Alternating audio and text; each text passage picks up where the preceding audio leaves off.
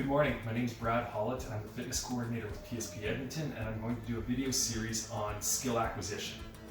With the recent self-quarantine situation that's been going on, we're going to be delivering various videos, pictures, clips, workouts to everybody, and I thought I'd take a bit of a different approach and go with learning a new skill, something that will get you a little active but it's also fun to do.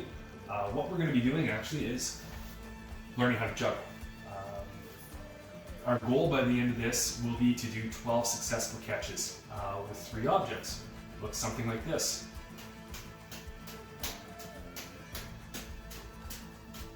That was 13. To do this, it doesn't take very long. I learned many years ago, I've taught quite a few people how to do this, and I've kind of broken it down through a series of steps, and that's what these videos will end up being. Building on basic fundamentals, breaking down some mental barriers that we'll end up encountering, and learning how to progress and be able to learn this. First thing you're going to need to do, you're going to need to find 3 objects of about the same size, preferably round, and if possible, a little bit softer. Around the house, tennis balls, certain types of fruit, oranges, maybe apples. Don't try eggs, they're a little bit messy. But whatever you can find, socks even, if you roll them up and ball them up enough. These juggling balls are just a cheap set of juggling balls that I ordered from Walmart, so they were delivered right here, and there's something just for me to practice with.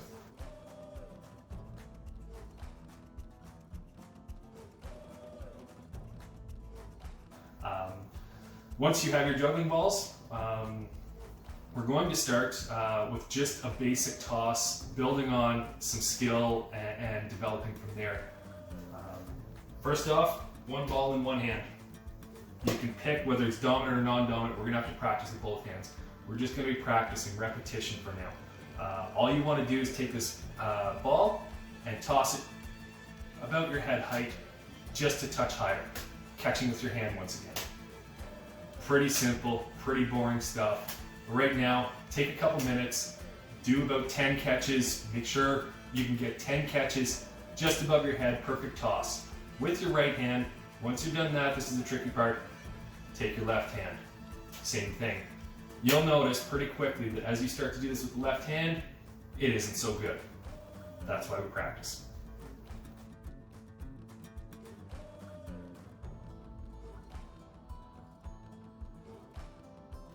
Next, now that you've had a chance to practice one hand, up, down, consistently, we have this down. I know you're not going to be an expert at this point, but you're going to get the idea behind how you need to toss this. We're going to progress from here, and simply what I want you doing is taking 1 ball and crossing over from one hand to the other.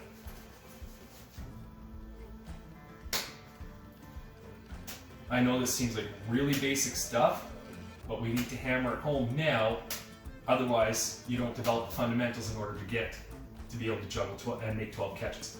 When you're tossing, toss with the front of your hand, with your fingers, thumb, 2, 3 fingers, whatever feels comfortable. When you're catching with the palm, almost to the back, not quite, but with the palm of the hand and allowing the ball to roll forward. So just simply 1 hand toss, catch. If you want to pass back and get that repetition down, once again, getting head height or just above head height, keeping the same toss. Switching hands, practicing with both. If you find it easy enough to do it, you can start to speed it up a bit, going back and forth. As you practice, I'll do a little discussion on this, why I decided to choose this topic of juggling. Basically, a couple of my fitness instructors sort of sparked the idea behind doing something different.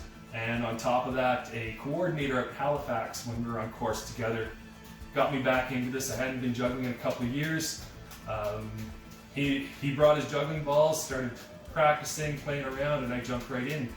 Got back into it once again and realized how much fun it is, so that's why I want to deliver this video to you. So we should have been practicing 1 ball, tosses above the head, opposite hand, catching with the back of the hand, or the mid hand. Oops. Pretty simple, pretty straightforward. We're going to progress from there. Next, 1 ball in each hand. Now, this is where it starts to get a little difficult because we have a mental barrier inside of our brains that when you throw an object at an occupied hand, the reaction is to drop the object. So if this ball comes in and I want to catch with this hand, it's natural for me to do this and let this ball drop. We have to break that mental barrier that we have, and instead of it dropping to the floor, as this ball comes in, we toss. And that's what the catch looks like. Many of you, if you try this, that's what you're going to get. Okay? So we've got to try to break that down.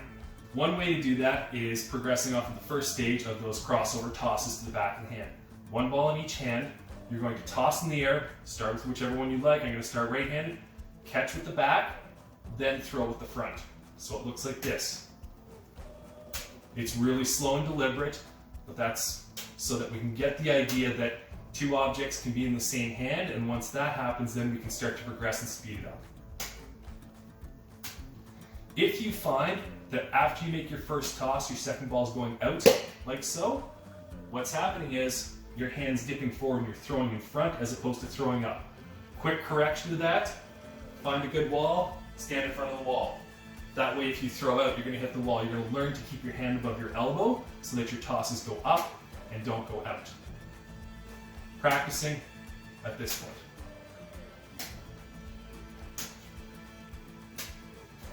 Once you hammer this down, you'll be able to progress to the next video.